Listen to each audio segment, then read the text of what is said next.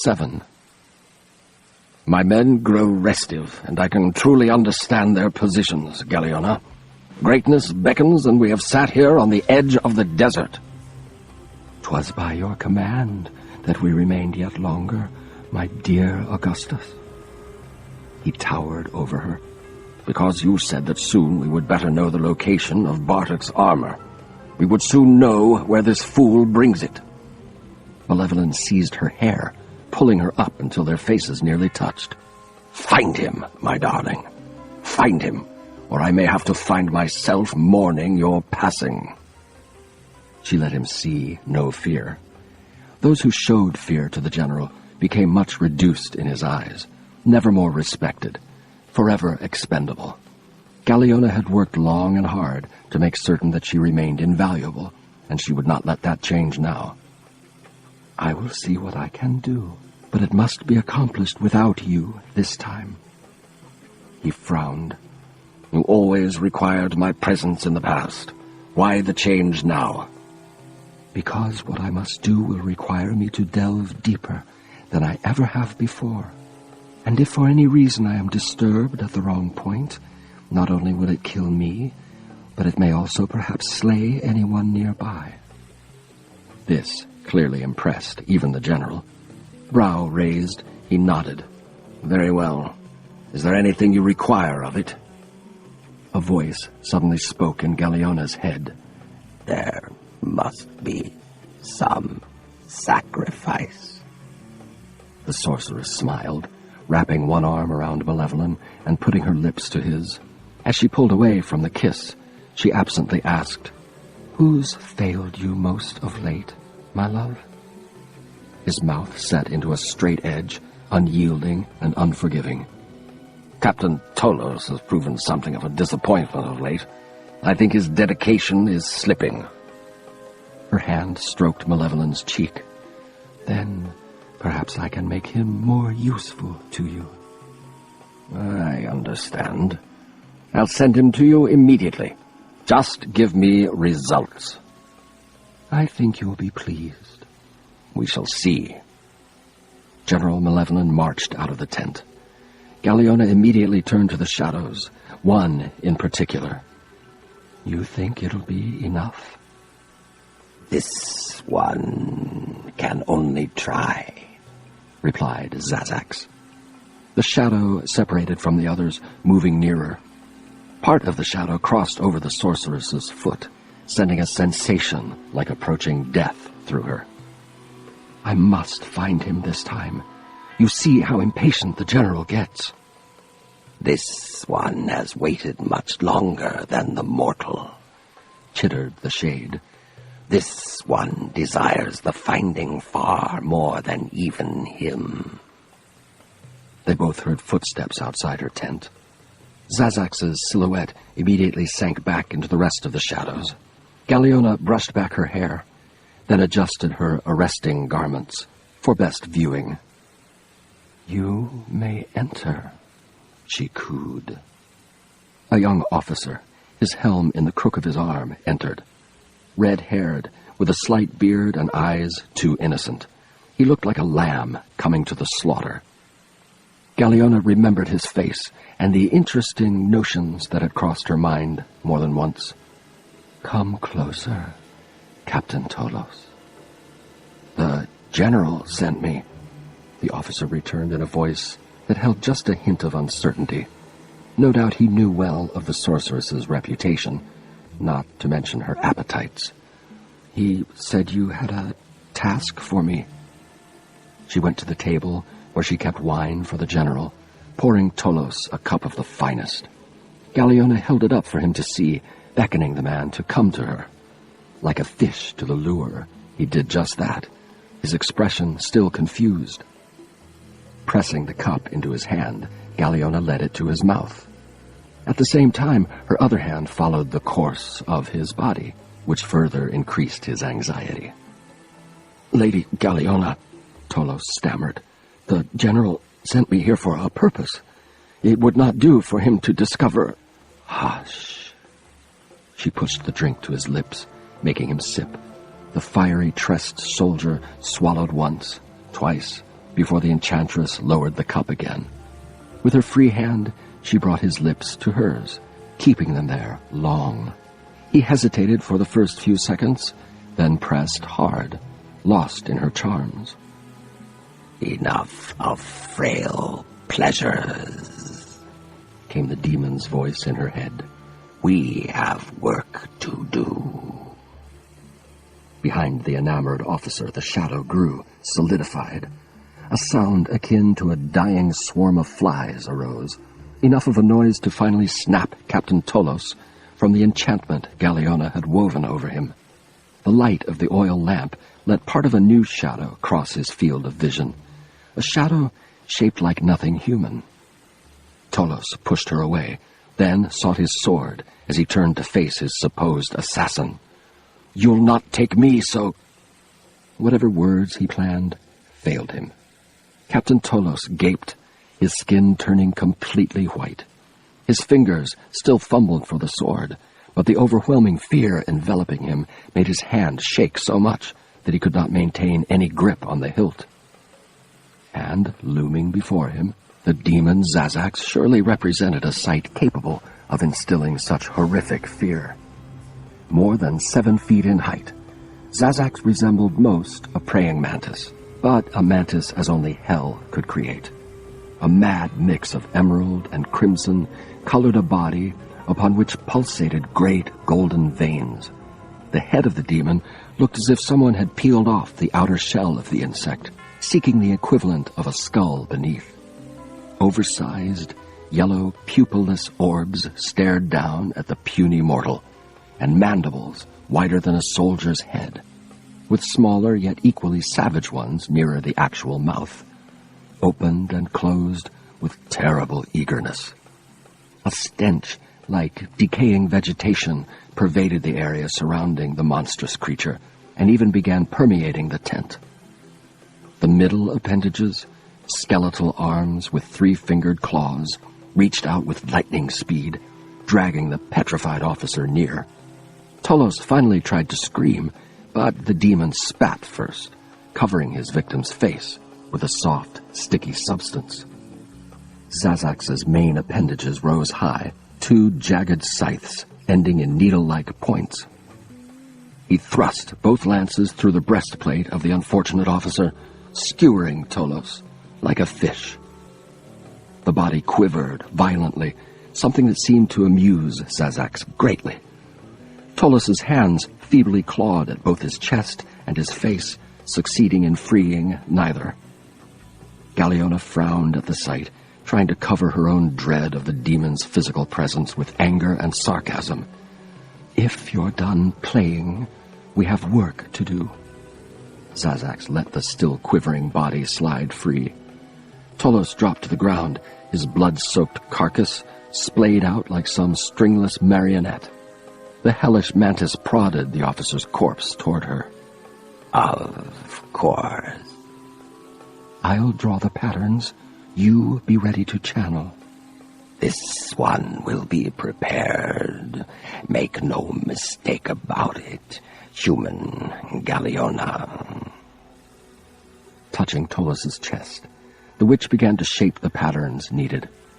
She drew first a series of concentric circles, afterwards placing a pentagram in the midst of the largest. Galeona then traced in crimson both the marks of summoning and the wards that would protect her and even Zazax from being overwhelmed by the forces of the spell. After a few minutes' work, Galeona had everything prepared. The sorceress glanced up at her demonic companion.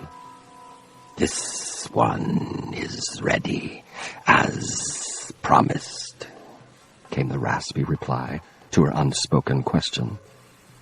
The mantis approached, his scythe-like arms reaching out to touch the center of Galeona's main pattern. A sound that grated the sorceress's ears erupted from Zazax, the demon speaking in a tongue with no earthly origins. She gave thanks that her protective spells kept anyone outside from hearing the creature's unholy voice. The tent began to shake. A wind arose inside, one that lifted Galeona's hair and blew it back. The oil lamp flickered, at last dousing, but another light, a dank poison-green aura emerged from the blood-soaked chest of the dead soldier. Zazax continued muttering in his demonic tongue, at the same time the mantis drawing new variations in the crimson pattern. Galeona felt forces both natural and hellish come forth, then mix in a combination otherwise impossible in the real world. She reached out, adding to the demon's variations on the patterns.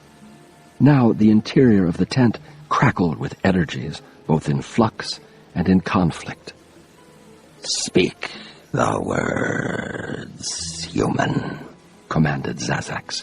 "Speak before we are engulfed by our own creation."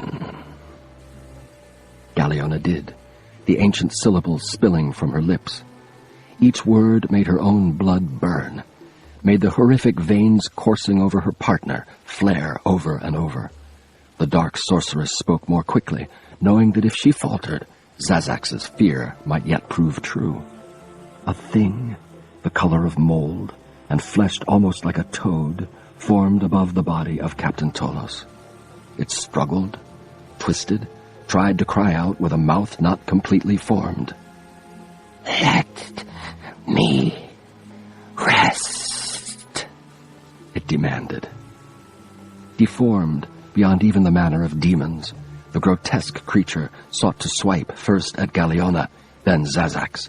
However, the wards that she had set into place caused a blue spark whenever the monstrosity reached out, a spark which clearly hurt the thing much. In frustration, it finally pulled within itself, wrapping spindly, taloned limbs about it, as if trying to fold itself up enough to utterly disappear. "You are ours to command," she told the imprisoned creature. "I must rest." "You cannot rest until you complete the task we've set for you." Nightmarish eyes that dangled loose, yet also seemed in some ways human, peered at her in open malevolence. "Very well. For a time, anyway. What would you have of me?" "No magic binds your eyes. No barriers block your vision. See for us what we seek, and tell us where it is." The horror above Tolos's cooling body quivered, rumbled. Both Zazax and Galeona bent back at first, until both realized that the thing only laughed at their demand. "That is all? For this, I am tortured, forced to wake, and even forced to remember?" Recovering, the witch nodded. "Do it, and we'll return you to your sleep." The eyes swung toward the demon. "Show me what you seek." The mantis drew a small circle in the midst of the main pattern. A haze of orange filled the area in which the trapped creature floated. The eyes stared into the haze, seeing what even Galeona could not see.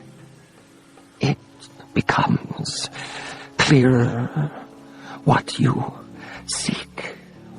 It will be requiring of a price." "The payment," interjected Zazax, "you have already tasted a portion of." Their prisoner gazed down at the body. "Accepted." And with but that, a force struck Galeona so hard within her mind that the sorceress fell back, collapsing onto her pillows. She sailed aboard a vessel of dubious means and reputation, a vessel fighting a storm she found not at all natural. The storm had already ripped apart some of the sails, yet still the ship pressed on. Curiously, Galeona saw no crew aboard, almost as if only ghosts manned this vessel. However, something tugged at her, demanded she look beyond the deck. Without even moving her feet, the sorceress shifted position, the door of a cabin now before her. Galeona raised one transparent hand, trying to push open that door. Instead, she drifted through it, entering the cabin like one of the specters she had imagined sailing the ship. Yet, the lone occupant of this sad excuse for a room in no manner resembled the dead. In fact, up close, he looked like far more than Galiona had first believed. Very much a soldier, very much a man. The witch tried to touch his face, but her hand went through his flesh. Nevertheless, he shifted slightly and almost smiled. Galiona glanced down at the rest of his body, noting how Bartek's armor fit him well. Then a shadow in the corner caught her attention, a shadow with a familiar feel to it. Zazak's. Knowing that she had to tread carefully now, Galiona focused on what she and the demon sought. Once more, acting as if she caressed the fighter's cheek, the witch murmured, "Who are you?" He turned slightly, as if unsettled. "Who are you?" she repeated. This time his lips opened, and he mumbled, "Norik." She smiled at her success. "On what ship do you sail?" "Hawksfire." "What is its destination?" Now he began to turn. A frown appeared on his slumbering visage, and he seemed unwilling to answer, even in his dreams. Determined not to fail in this, the most important of the questions, Galiona repeated herself. Again, he did not answer. The witch looked up, saw that Zazak's shadow grew stronger. She did not trust the demon to take care, though. In fact, his presence even threatened to jeopardize matters. The sorceress turned her attention back to Norik, looming over him and speaking to him now in the seductive tone she generally reserved most for Augustus. "Tell me, my brave, handsome warrior, tell Galiona to where you sail." His mouth opened. "Lut." At that moment, the demon shadow crossed his face. Norik's eyes flew open. "What in the name of all?"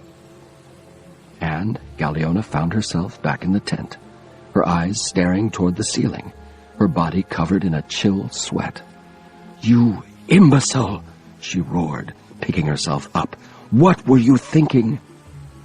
Zazak's mandible snapped open and closed. "Thinking that this one could find answers much more quickly than a much distracted female human." "There are much better ways than fear for discovering secrets. I had him answering everything. A few moments more, and we would have had all we needed to know." She thought quickly on the subject. "Maybe it's not too late. If..." She hesitated, staring down at where Tolos lay, or rather, had lain. The body, even the blood that had splattered the carpet, had vanished. "A dream one has taken his prize," Zazak's remarked. "This Captain Tolos will suffer a terrible after-death." "Never mind him. We have to get the dreamer back." Here the mantis vehemently twisted his head back and forth, the closest he could come to shaking it. "This one will not defy a dreamer in his own domain. Their realm is beyond even that of hell or heaven. Here we may command them but break the link, and they may take what is theirs." The demon leaned forward. "Do you think your general might part with another soul?" Galiona ignored his suggestion, thinking what she could say to Malevolent. She had the names of both the man and his vessel, but what good did that do her? The ship might be sailing anywhere. If only he had managed to blurt out his destination before the demon had fouled matters much. If only...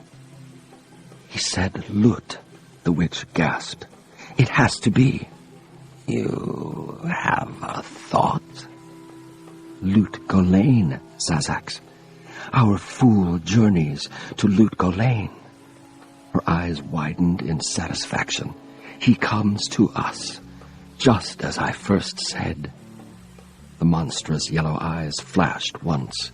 "You are certain of this?"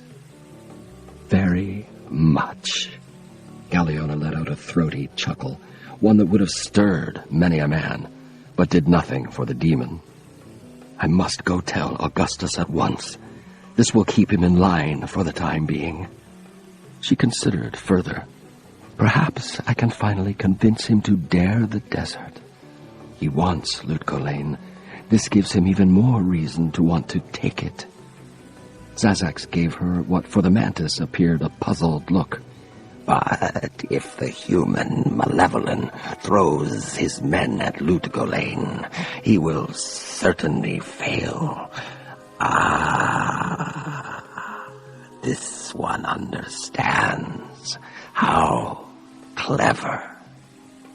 "I don't know what you mean, and I've no more time to argue with you. I must tell Augustus that the armor sails toward us, as if summoned by our very hand." She swept out of the tent, leaving the demon to his own devices. Zazax glanced at the spot where the unfortunate officer's body had lain but a short time before, then again at the tent flaps through which the dark-skinned sorceress had passed. "The armor sails toward us, yes," the mantis chittered, his form beginning to fade back into shadow. "Curious what your general would think of you, though, if it did not reach Lutgolain." Norik's eyes flew open. "What in the name of all—" He paused, already half out of his bunk. Even though the lamp had gone out, Norik could see well enough to know that he remained the only occupant of the cabin. The woman leaning over him, a sight he would certainly not soon forget, had evidently been the product of his dreams.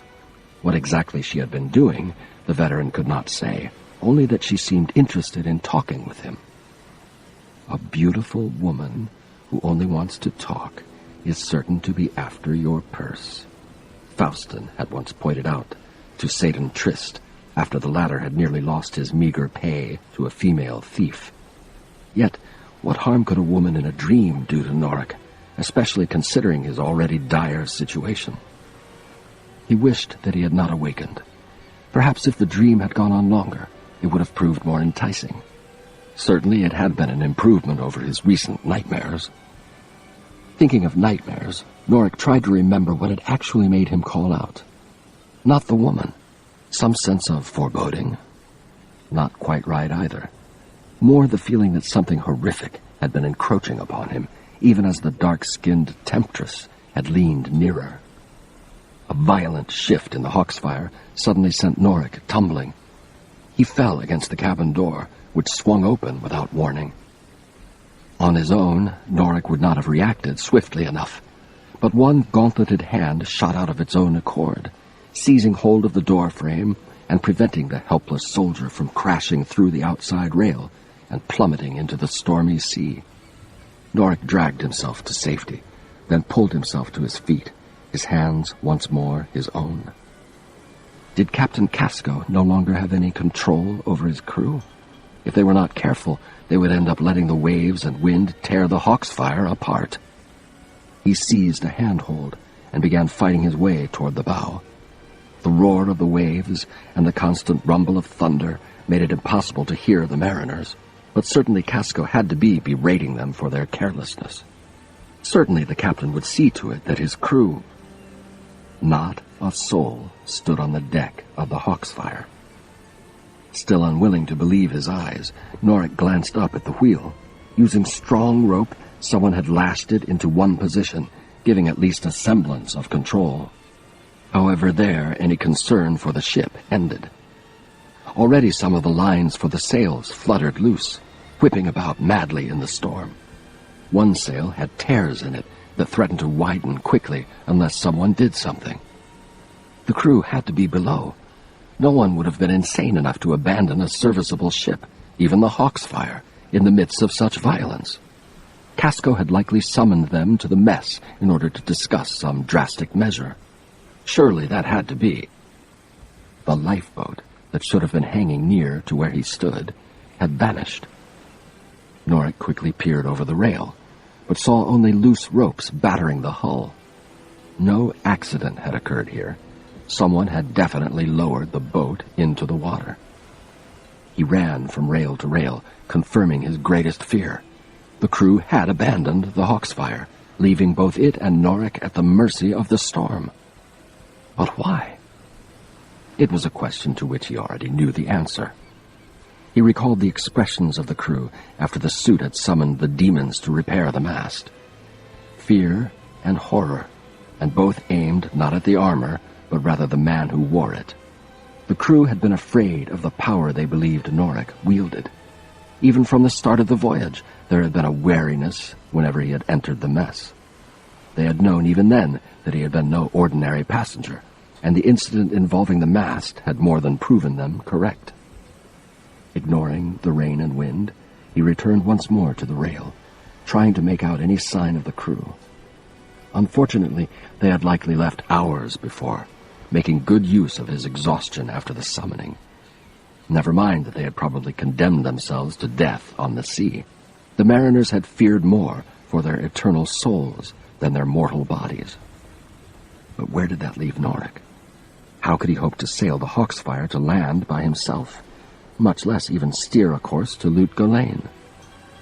A creaking noise directly behind him made the desperate soldier quickly turn.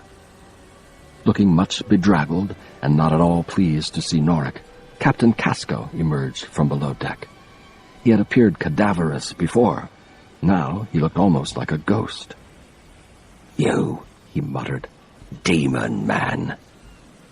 Norik closed in on him, seizing Casco by the shoulders. "What happened? Where's the crew?" "Left," the captain snapped, pulling free. "Drown on sea rather than sail with Demon Master." He shoved past Norik. "Too much work to do. Away!" The dismayed soldier watched as Casco moved to tighten some lines. His entire crew had abandoned ship, but the captain insisted on not only trying to keep the Hawksfire seaworthy, but also en route. It seemed like a mad, pointless exercise, but Casco looked determined to try as best he could. Following after, Norik called out, "What can I do to help?" The soaked mariner gave him a contemptuous glance. "Jump over." But Casco ignored him, moving on to the next ropes.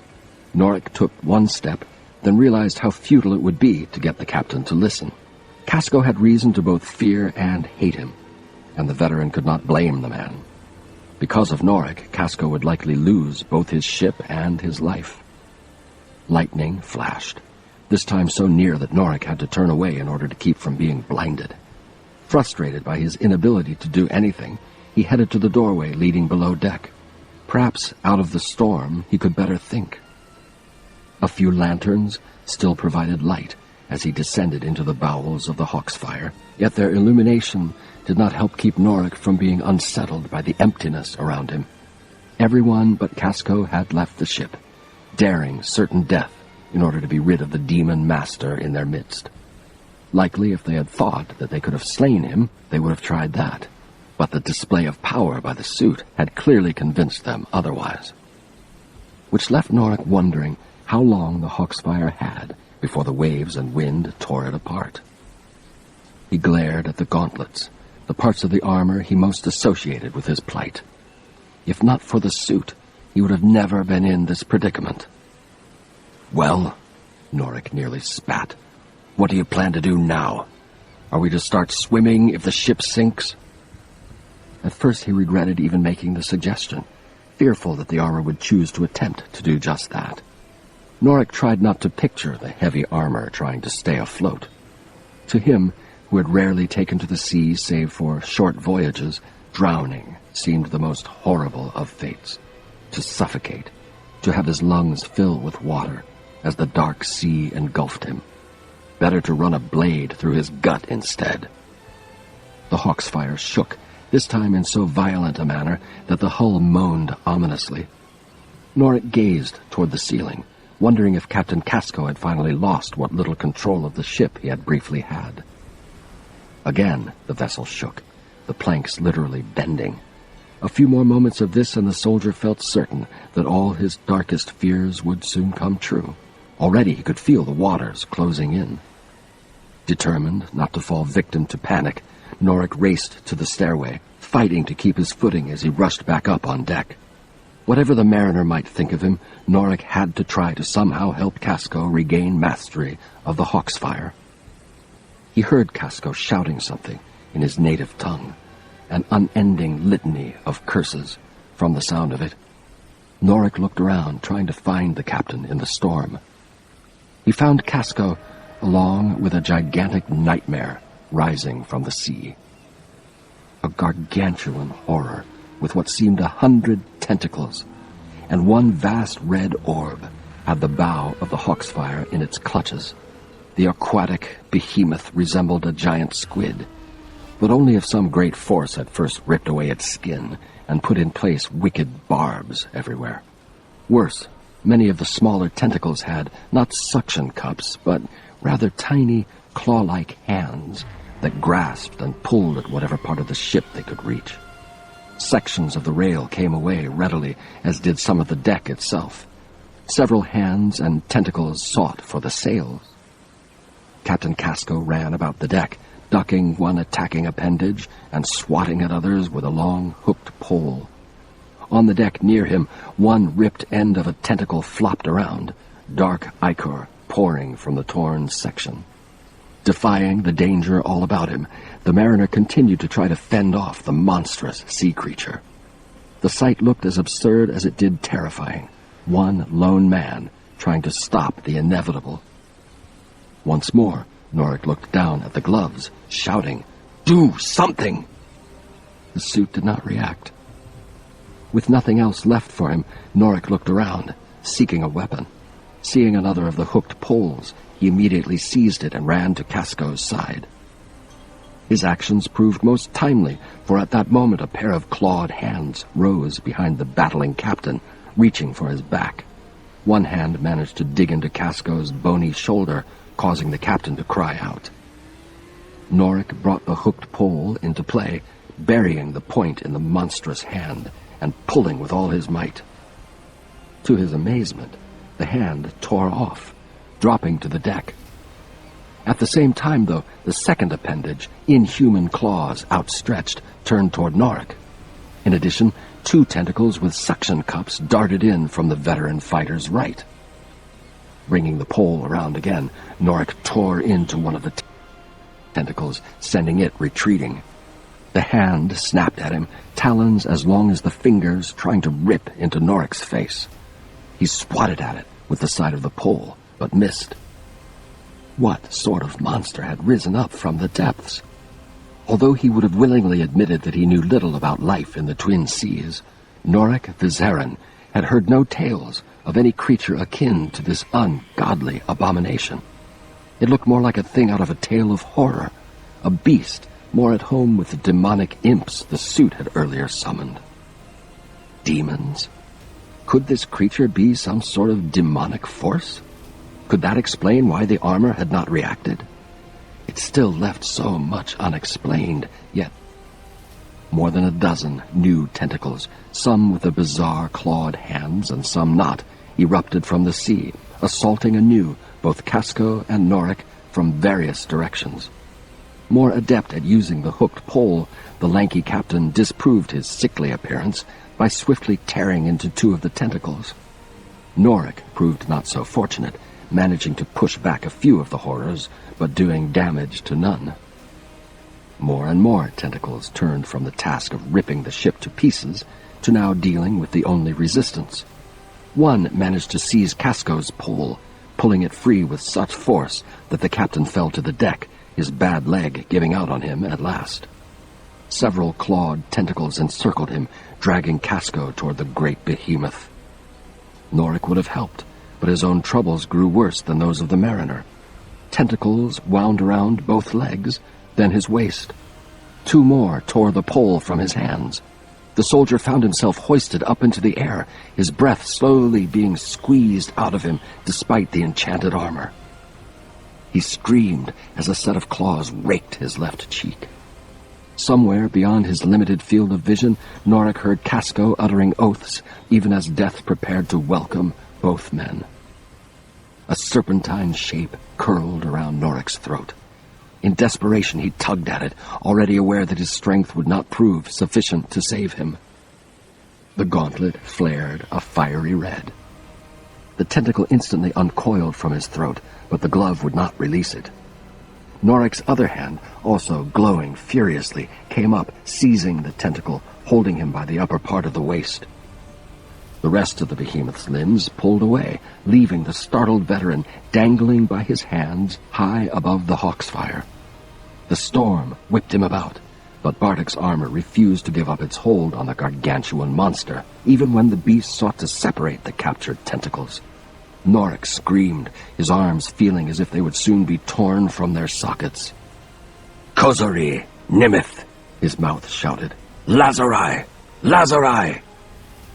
A bolt of lightning struck the Leviathan. The creature shuddered, nearly succeeding in freeing itself of Norik simply due to its throes of pain. Yet even then, the gauntlets fought to retain hold. Clearly the warlord's suit was not finished yet. "Kozari! Nimith!" the soldier's mouth repeated. "Lazarai! Dekadas!" A second bolt caught the sea monster directly in its terrifying eye. The bolt burned away the orb with little trouble, sending a shower of hot fluids over Norik and the ship. "Dekadas!" The areas of the tentacles under Norik's fingers turned a pasty gray. Serpentine flesh grew stony, petrified with startling swiftness.